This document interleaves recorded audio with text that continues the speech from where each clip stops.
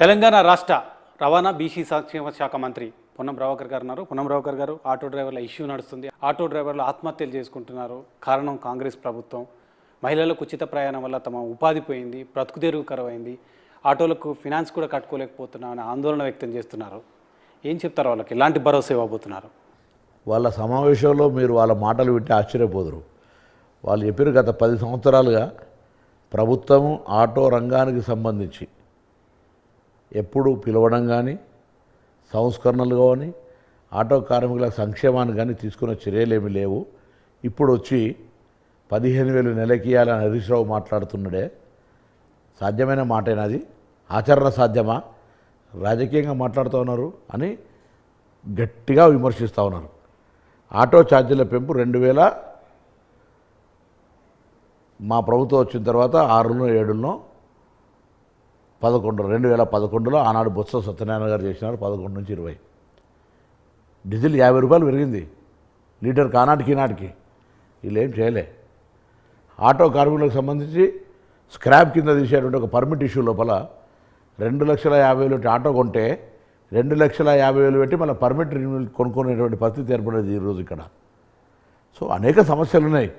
ఇలా వాళ్ళందరి దగ్గర మనసు ఇప్పి మాట్లాడుకున్నాము. ఈ ప్రభుత్వం మేము ఆటో కార్మికుల సంక్షేమానికి నభూతో నా భవిష్యత్ అనే విధంగా వెల్ఫేర్ కమిటీతో పాటుగా వాళ్లకు యాప్ తదితర అంశాలు చర్చకు వచ్చిన అన్నీ కూడా వీలైనంత తొందరలో వాళ్ళకు ఉపయోగపడే విధంగా ప్రభుత్వం స్పందించబోతా ఉన్నది. వాళ్ళు ఎక్కడ కూడా మా ప్రభుత్వం పట్ల వ్యతిరేకత లేరు. మహాలక్ష్మి పథకం అనేటువంటి దాని మీద కొంత రాజకీయ పరం చేసే ప్రయత్నం చేస్తూ ఉన్నారు తప్ప మా ఉపాధికి సంబంధించిన విషయం లోపల కొద్దో గొప్ప చిన్న ఇష్యూ ఉండొచ్చు, ఏది కొత్తది తీసుకొచ్చినా ఇబ్బంది అవుతుంది అనే మాట వాళ్ళు చెప్పారు. తప్పకుండా మరొక్కసారి మీ ద్వారా తెలంగాణ రాష్ట్రంలో ఆటో నా సహోదరులు వాళ్ళంతా నా తెలంగాణ బిడ్డలు, తెలంగాణ ఏర్పాట్ల వాళ్ళ పాత్ర గణనీయమైనటువంటిది. మా ప్రభుత్వానికి ఎక్కడ కూడా ఆటో కార్మికులకు అన్యాయం చేయాలని లేదు. మా మేనిఫెస్టోలో పెట్టిన విధంగా అనేక అంశాలు వాళ్ళకు త్వరలో నిర్ణయం తీసుకోబోతున్నాం. రవాణా రంగానికి సంబంధించి సంస్కరణలు కావచ్చు, వాళ్ళ సంక్షేమం కావచ్చు, ఇవన్నీ త్వరలో మా ప్రభుత్వం డిసిషన్ చేయబోతుంది. 6 గ్యారెంటీలు అన్నారు. 100 రోజులు కావస్తుంది. 100 రోజుల్లో 6 గ్యారెంటీలు ఫుల్ఫిల్ చేస్తామని చెప్పారు. కానీ ఇంకా ఆచరణ సాధ్యం కావడం లేదు. ఇంకా కొన్ని రైతు బంధు లాంటిది ఇంకా రైతుల ఖాతాలోకి లేవు. ఒకవైపు ఆటో డ్రైవర్లకు ఇచ్చిన హామీ, రాహుల్ గాంధీ సైతం ఆటో డ్రైవర్లకు భరోసా ఇచ్చారు. మీరు పార్టీ మేనిఫెస్టోలో పెట్టారు. ఆటో డ్రైవర్ల ఆత్మహత్యలు, రైతుల ఆత్మహత్యలు. ఇంకొక వైపు మీరు చూస్తున్నారు సర్పంచుల ఆత్మహత్యలు కూడా జరుగుతున్నాయని బీఆర్ఎస్ నాయకులు ఆరోపిస్తున్నారు. ఏం చెప్తారు వాళ్ళందరూ? వాళ్ళే ప్రభుత్వంలో ఉండి వాళ్ళ నిధులు కేటాయింపు చేయకపోవడం వల్ల సర్పంచులు అప్పుల పాలై వాళ్ళ రాజ్యాంగబద్ధంగా వచ్చిన హక్కులను హరించి వాళ్ళకు వచ్చిన నిధులను దారి మళ్లించి పెట్టిన పెట్టుబడులు రాక ఆత్మహత్యలు చేసుకున్న సర్పంచులు ఆ హయాంలో జరిగితే ఇలా ఆ మంత్రి మాజీ మంత్రిగా మారితే సర్పంచుల మీద ముసలి కన్నీరు గారితే సర్పంచుల మీద ఆ సర్పంచుల చావుకు కారకులైనటువంటి హత్య కేసు నమోదు చేయించుకోవాల్సిన వ్యక్తులు వాళ్ళ మీద సానుభూతి మాట్లాడుతూ ఉన్నారే. ఇది సర్పంచులందరికీ తెలుసు. ఇది పూర్తిగా అసత్యపు ప్రచారం. ఇప్పుడు మేము వచ్చి 1.5 ఏడాదిన్నర అయింది కాదు, అధికారం 1.5 నెలనే అయింది.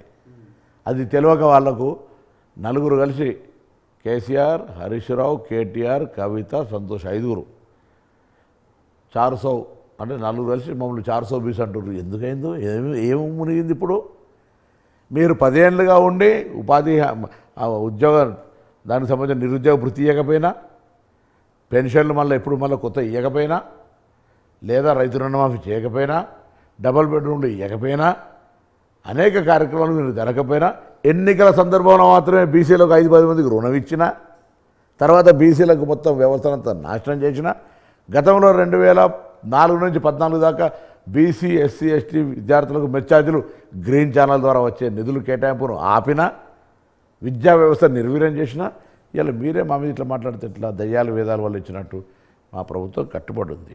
సమయం తప్పకుండా 6 గ్యారెంటీలు కావచ్చు, ఇతరాతర 6 గ్యారెంటీలు కాక అవసరాలు ప్రజలకు సంబంధించినవి కావచ్చు. మా బాధ్యత, విశ్వాసం ఉంది ప్రజలకు మా మీద. 2014 నుంచి మేము ఏదైతే హామీలు ఇచ్చినామో ప్రతిదీ అమలు చేసి చూపెట్టినాం. ఇవాళ కూడా బరాబరుగా ప్రక్రియ కొనసాగుతోంది. ప్రభుత్వం ఏర్పడ్డ 48 గంటల్లో ఆరోగ్యశ్రీతో పాటుగా మహిళలకు బస్సు ఉచితంగా ప్రయాణం ఇచ్చినాం. తదనంతరం వెంటనే డిసెంబర్ 28 నుంచి 6 తారీఖు వరకు అప్లికేషన్ల ప్రక్రియ తీసుకున్నాం. డాటా ఎంట్రీ అయింది. దానికి సంబంధించిన విధి విధానాలు ఖరారు చేస్తున్నాం, దానికి సంబంధించినటువంటి ఎగ్జిక్యూషన్ ప్రారంభిస్తాం. ఎవరు ఆందోళన పడాల్సిన